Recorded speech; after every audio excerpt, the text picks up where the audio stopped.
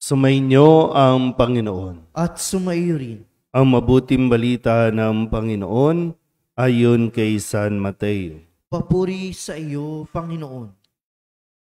Noong panahong iyon, sinabi ni Jesus sa kanyang mga alagad, "Kung magkasala sa iyo ang kapatid mo, puntahan mo siya at kausapin ng sarilinan. Kapag nakinig siya sa iyo, ang pagsasama ninyong magkapatid ay napananauli mo sa dati at napapanumbalik mo siya sa Ama. Ngunit kung hindi siya makinig sa iyo, magsama ka pa ng 1 o 2 tao upang ang lahat ng pinag-usapan ninyo ay mapatunayan ng 2 o 3 saksi. Kung hindi siya makinig sa kanila, sabihin mo ito sa pagtitipon ng simbahan. At kung hindi pa siya makinig sa natitipong simbahan, ituring mo siyang hintil o isang publikano. Sinasabi ko sa inyo, anumang ipagbawal ninyo sa lupa ay ipagbabawal sa langit, at anumang ipahintulot ninyo sa lupa ay ipahihintulot sa langit. Sinasabi ko pa rin sa inyo, kung ang 2 sa inyo rito sa lupa ay magkaisa sa paghingi ng anumang bagay sa inyong panalangin, ipagkakalob ito sa inyo ng aking Amang nasa langit. Sapagkat saan man may 2 o 3 nagkakatipon dahil sa akin, naroon akong kasama nila." Ang mabuting balita ng Panginoon. Pinupuri ka namin, Panginoong Hesukristo. Isang mapagpahalang umaga po sa inyong lahat. Ang ating pong ginugunita ang kapistahan ni San Roque, kung saan siya po ang naging patron sa mga panahon ng salot o pandemya. Na mismong si San Roque ang tumutulong sa mga taong may sakit na nakakahawa, at talagang ito po ay kanyang naging buhay.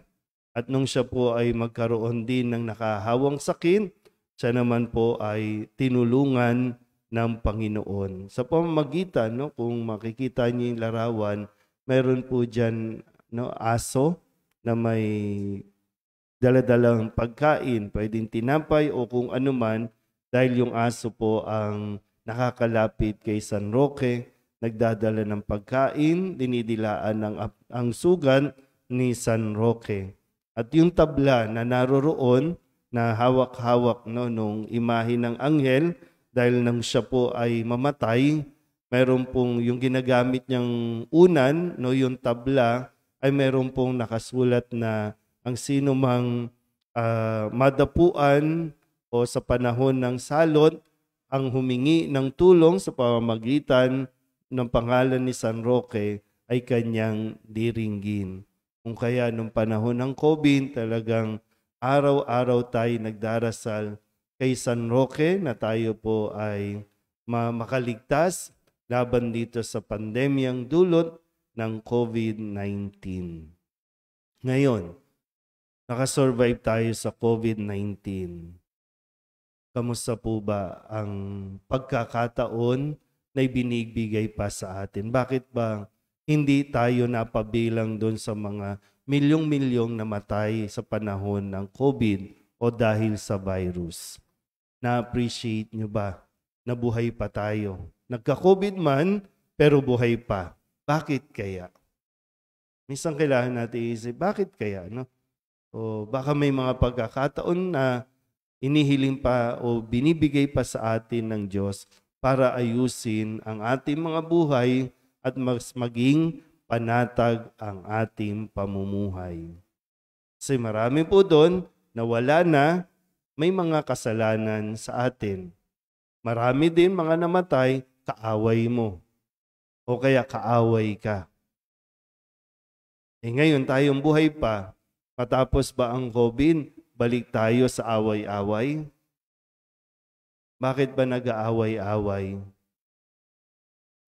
Kaya ngayon, ibinituro sa atin Jesus yung proseso. Tamang proseso ang dapat nating gawin. Yan sabi, anong gagawin kung magkasala sa iyo ang iyong kapatid? Pag sinabing kapatid, kapwa, kaibigan, mismong kapatid, kapamilya, o kahit sino, makapitbahay, o kung sino man. Minsan nga, kahit hindi mo kilala sa social media, kaaway mo na, di ba?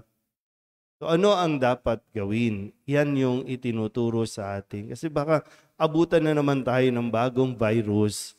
Magkakasakit tayo ng todo. Actually, yan yung pinakamatinding virus din. Nakakahawa din yung mga galit-galit na nararanasan natin o nararamdaman natin. Pag galit ka, gusto mo, anak mo, galit din doon sa tao. Hawaan, no? Hinahawa natin. Pero ulitin ko, ano ang proseso na dapat nating gawin? Sabi ni Jesus, kausapin mo muna. Kung nagkamali, nagkasala, kausapin mo muna. Kung sa panahon natin ngayon, PM is the key. Private message. Mag-usap muna. Paliwanagan mo muna. Malinaw po dito na sinabi kung magkasala sa iyo. Malinaw? Kung magkasala sa iyo, responsibilidad mong ipaalam doon sa tao na nagkasala siya sa iyo. Minsan kasi, di naman nila alam na na-offend ka, di naman nila alam na nagkasala sila sa iyo. Pero ikaw, naghihimutok ka dyan, kung nagdaramdam ka, kausapin mo. Ipaalam mo sa kanya. Sabi ko, makinig, okay, balik kayo sa dati. Kung ayaw pa rin, sabi, magsama ka ng isa o dalawa pa para mamamagitan. Kaya hanap ka ng tamang tao na medyo open-minded, malawak ang isip, na tutulong sa inyo o tutulong sa iyo para mapaliwanagan yung taong yun. Kasi minsan may mga taong medyo tuliro din, may mga taong 110, may mga taong kulang na hindi makatanggap ng paliwanag. So, kailangan may konting rest back. Pangalawa yon. Pangatlo, pag hindi pa rin talaga, talagang medyo may problema sa kanyang isip, no, sa kanyang paniniwala sa sarili, diyan napapasok yung, sabi nga, yung simbahan, yung komunidad. Para bang organization. Ito na yan. No? Pag nakinig na, okay. Pag hindi pa rin nakinig, tapos ka na. Ginawa mo na yung responsibilidad mo para matulungan yung taong yon, para mailigtas pa yung taong yon. So, pag ginawa natin ito, magiging mas mapayapa ang buhay natin. Kasi normally, kung sino yung nagawa ng kasalanan, okay, yun ang hindi nakakatulog. Kasi yun ang isip ng isip doon sa ginawa sa kanya. Samantalang yung inaakala mong gumawa sa iyo ng pagkakasala, mahimbing tulog. Pero ikaw, isip ka ng isip sa kanya. Malinaw ba? Ngayon, bakit tayo hindi mapanatag? Kasi binabaliktad natin ang proseso. Inuuna natin ipaalam sa buong mundo, sa netizens, post ka ng post, doon sa ginawa sa iyo, sa nagkasala sa iyo, i-broadcast mo na sa buong mundo, ang daming chismosa. Pag nag-post ka, wala namang pakialam yung ibang tao, hindi ka nga niya kilala, pero i-broadcast mo sa buong sanlibutan yung taong yun, na ang lumabas tuloy, siniraan mo yung taong yun, ikaw pa ngayon ang masama. Doon pa lang may pumapasok para, uy, yung post mo, uy, yung sinabi mo. Doon pa lang may pumapasok para mamagitan. Kaya, pag kayo na nag-usap, baliktad na. Ikaw na may kasalanan ngayon. Ikaw na ang kailangan mag-sorry ngayon.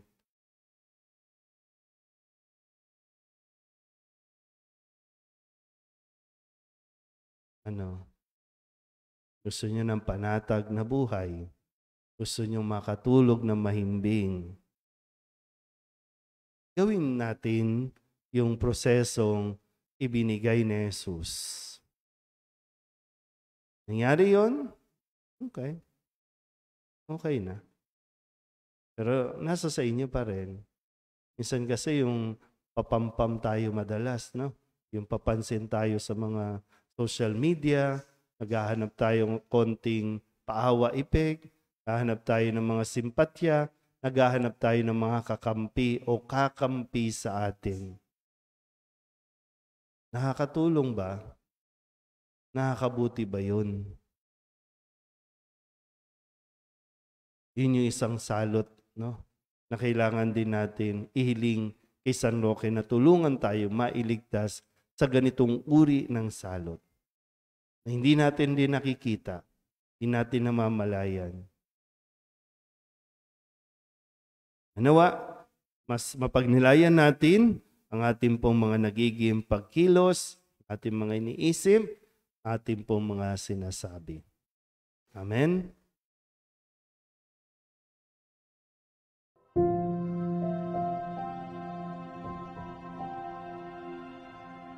Thank you.